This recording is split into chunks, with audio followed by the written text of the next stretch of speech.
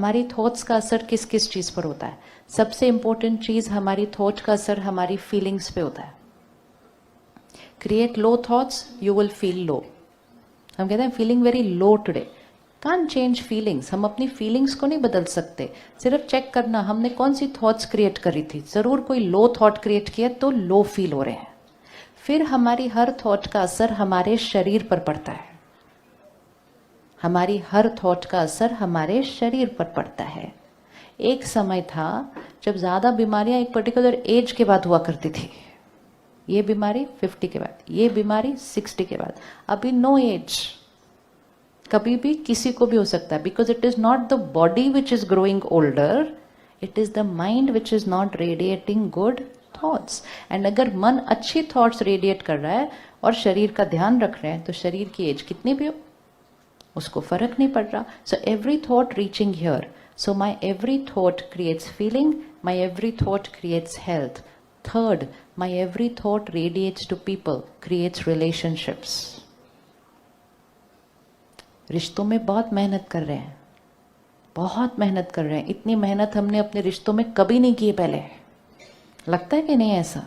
बहुत मेहनत है. Very investing lot of energy into relationships, time into relationships. लेकिन फिर भी रिश्ते फ्रजाइल खड़े हुए हैं. कब कौन किससे रूठ जाए, कब कौन किससे नाराज हो जाए, कौन सी बात किसको बुरी लग जाए. हम कहते हैं इनको इतनी सी बात बुरी लग गई. हमारी इतने साल का रिश्ता, इनको इतनी बात बुरी लग गई और ये पकड़ के बैठे हुए हैं अभी तक. वो जो इतनी बात बुरी लगती है, इट्स नॉट वो इतनी बात, इट्स जस्ट दैट बहुत सालों से it was not on a very strong foundation. तो इतनी बात भी काफ़ी होती है कमज़ोर फाउंडेशन को हिलाने के लिए. क्योंकि इतने सालों से जो हम एनर्जी उस रिश्ते में इन्वेस्ट कर रहे थे, वो हम वर्ड्स एंड बिहेवियर में इन्वेस्ट कर रहे थे. सबसे प्यार से बात कर रहे थे, अच्छा बिहेव कर रहे थे, लेकिन अंदर कभी कभी जजमेंटल हो रहे थे, उनके बारे में क्रिटिकल हो रहे थे. फिर जब वो नहीं थे तो उनके बारे में औरों से बात भी कर रहे थे.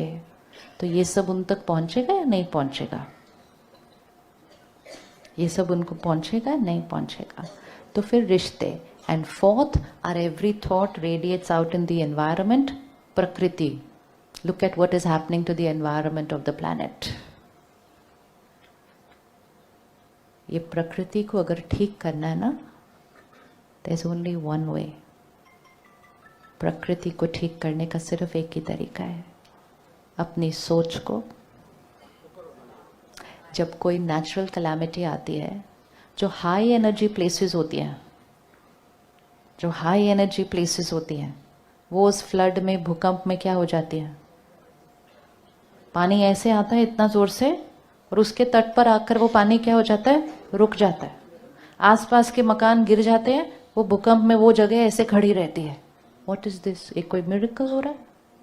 हम कहते हैं मिरेकल हुआ. There is no miracle, it's pure science. It's a very high energy place. वो हाई एनर्जी प्लेस के ऊपर वो नेगेटिव एनर्जी क्या होती है? असर नहीं करेगी, वहां आकर रुक जाएगी. प्रकृति पर डायरेक्ट असर पड़ता है हमारी वाइब्रेशंस का. अब जब सब कुछ यहां से जा रहा है, तो अगर हम थोड़ा सा ध्यान यहाँ रख लें, फीलिंग्स चेंज हो जाएंगी, हेल्थ ठीक हो जाएगी, रिश्ते ठीक हो जाएंगे, प्रकृति ठीक हो जाएगी, सृष्टि बदल जाएगी. क्योंकि संकल्प से सृष्टि बनती है.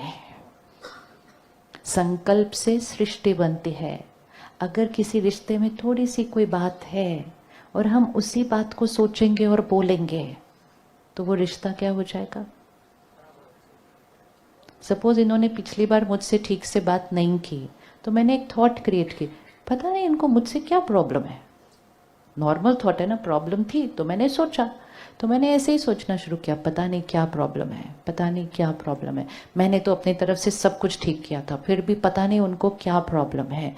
फिर मैंने इनको भी बोला, पता नहीं उनको मुझसे क्या प्रॉब्लम है. उन्होंने कहा अच्छा उनको आपसे प्रॉब्लम है. एनर्जी, वाइब्रेशन उन तक पहुंचती है, और उनको जो मुझसे प्रॉब्लम थी वो बढ़ जाती है. और जब बढ़ जाती है तो हम कहते हैं अब तो और ही प्रॉब्लम होने लग गई है.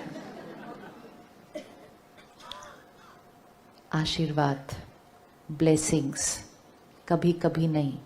Let's make blessings our vocabulary.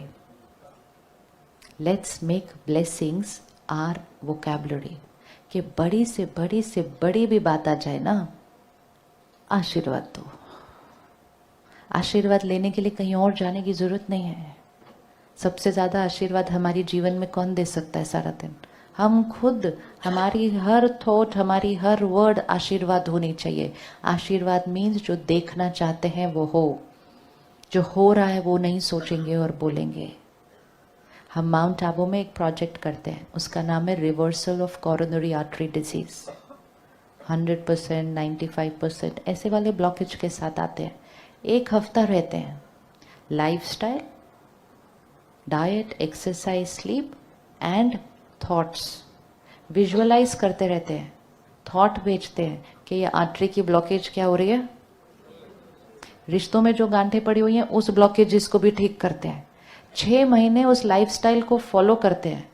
11,000 लोगों की अभी तक ब्लॉकेज क्लीन हो चुकी है बिना कोई सर्जरी के। And it's all scientific.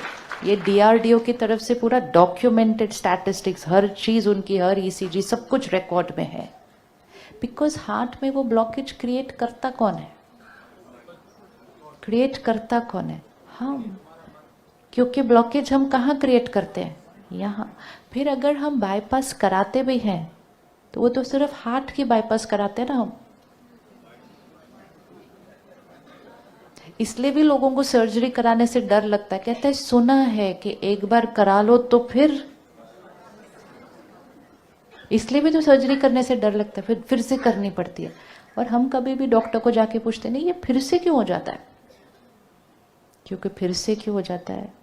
क्योंकि ब्लॉकेज हमने सेकंड स्टेज से हटाया है। ब्लॉकेज को हमने रूट से हटाया नहीं है। अगर हमने अपने इमोशनल पैटर्न को चेंज नहीं किया तो उसका शरीर पे जो असर पड़ रहा है, अगर हम उसको ठीक भी करा लेते हैं लेकिन यहाँ को ठीक नहीं करते और लाइफस्टाइल को ठीक नहीं करते तो उसका रेकर होने के चांसेस